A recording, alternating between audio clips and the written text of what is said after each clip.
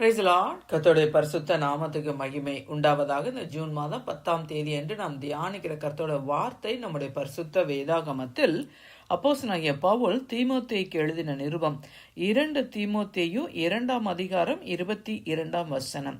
2 Timothy chapter 2 verse 22. அன்றியும் பாலியத்துக்குரிய இச்சைகளுக்கு நீ விலகி ஓடி சுத்த இருதயத்தோடே கர்த்தரை தொழுது கொள்ளுகிறவர்களுடனே நீதியையும் விசுவாசத்தையும் அன்பையும் சமாதானத்தையும் அடையும்படி நாடு.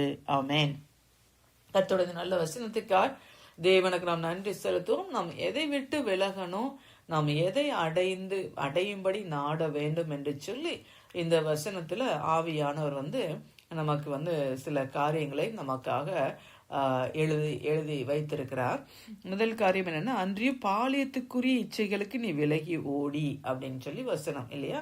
அப்ப நம்ம விசுவாசிகளாகிய நாம் அந்த இச்சையான காரியங்களுக்கு நம்ம விலகி ஓடணும் இல்லையா. கண்களின் இச்சை, மாமிசத்தின் இச்சை, ஜீவனத்தின் பெருமை, இதெல்லாம் தான் நம்மளை விழ தள்ளுகிறதாக இருக்கிறது இல்லையா. அந்த பாலியத்துக்குரிய இச்சை இல்லையா, அந்த youthful patience and youthful Luz அப்படிலாம் இங்கிலீஷில் நம்ம படிக்கிறோம். இப்படிப்பட்ட அந்த இச்சைகளுக்கு நீ விலகி ஓடு என்று சொல்லி, இது வாலிப பிள்ளைகள் மாத்திரம் அல்ல, இது பெரியவர்களும் கூட இந்த மாதிரி இச்சைகளில் விழுந்து போகிறதுக்கு நிறைய. ஏன்னா பிசாசு என்னன்னா எவனை விழுங்கலாமோன்னு வகை தேடி சுற்றி திரிகிறான். அநேக கிறிஸ்தவருடைய வாழ்க்கையில அவங்க சாட்சியை இழந்து போகிறதுக்கு காரணம் என்னன்னா, அவங்க அந்த இச்சையில விழுந்து போகிறதாக காணப்படுகிறது இல்லையா. அதனாலதான் வேதம் சொல்கிறது பாலியத்துக்குரிய இச்சைகளுக்கு விலகி ஓடு என்று சொல்லி. நம்ம யோசேப்பை குறித்து அறிந்திருக்கிறோம் இல்லையா. யோசேப்பை பாவம் செய்வதற்கான எல்லா சூழ்நிலைகளும் இருந்தது.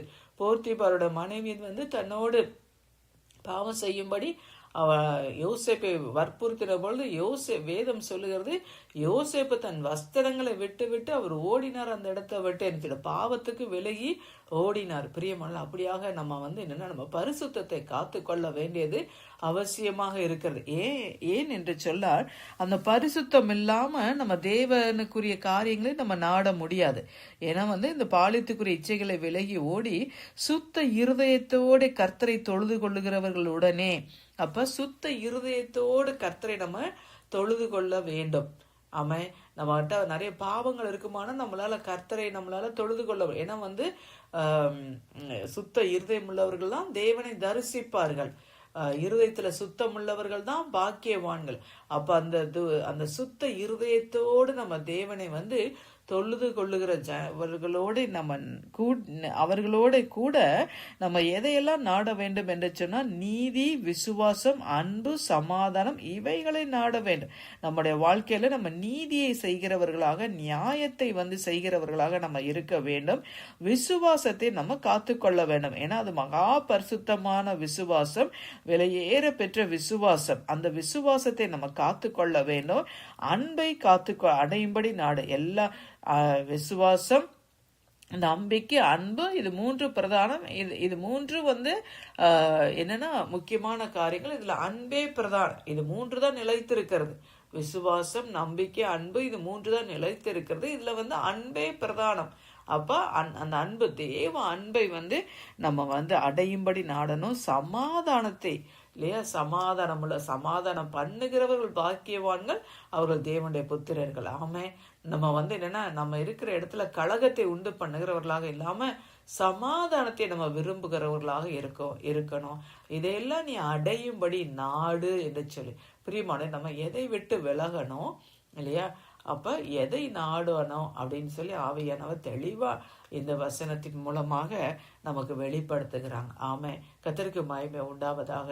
அப்ப சுத்த இருதயம் உள்ளவர்களோட இல்லையா நம்மளோட ஐக்கியம் இல்லையா. அந்த மாதிரி சிற்றின்பங்கள், களியாட்டங்கள், இப்படிப்பட்டவர்களை விரும்புகிறவர்களோடு நம்ம ஐக்கியம் கொள்ளாம நம்ம தேவ பக்தியோடு சுத்த இருதயத்தோடு கர்த்தரை தொழுது கொள்ளுகிறவர்களுடனே நம்மளுடைய ஐக்கியம் இருக்கும் பொழுதுதான் இந்த காரியத்தெல்லாம் நம்ம நம்முடைய வாழ்க்கையில நம்ம என்னன்னா நம்ம கடைபிடிக்க முடியும் இல்லையா. நம்முடைய ஐக்கியமும் நம்முடைய ஃப்ரெண்ட்ஷிப் யாரு கூட என்பதும் ரொம்ப முக்கியம். நம்ம எதை விடணும், எதை அடையணும், எதை நம்ம பர்சீவ் பண்ணணும், எதை நாடணும் என்று சொல்லி எல்லாம் ஆவியானவர் எழுதியிருக்கிறார். கேட்க காதுள்ளவன் கேட்க கடவன் என்று சொல்லி இயேசு சொல்லியிருக்கிறாங்க. ஆமே தகப்பனே, உண்மை நன்றியோடு துதிக்கிறாப்பா.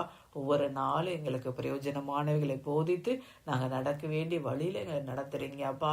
ஆண்டவரை பாளையத்துக்குரிய இச்சைகளுக்கு விலகி ஓடு என்று சொல்லப்பட்டிருக்கிறதாப்பா. ஆனால் நிற்கிறேன்னு சொல்லுகிற நாங்கள் விழுந்து விடாதபடி ஆண்டவரை கர்த்தாவே நாங்கள் எச்சரிக்கையா இருக்க அப்பா. கண்களின் நிச்சை, மாமிசத்தின்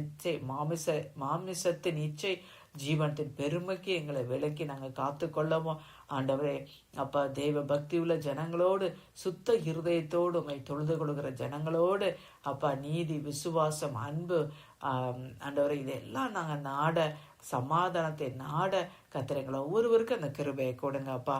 மீட்பரும் இரட்சகருமாகிய இயேசுவின் மூலம் ஜெபிக்கிற நல்ல பிதாவே, ஆமேன், ஆமேன்.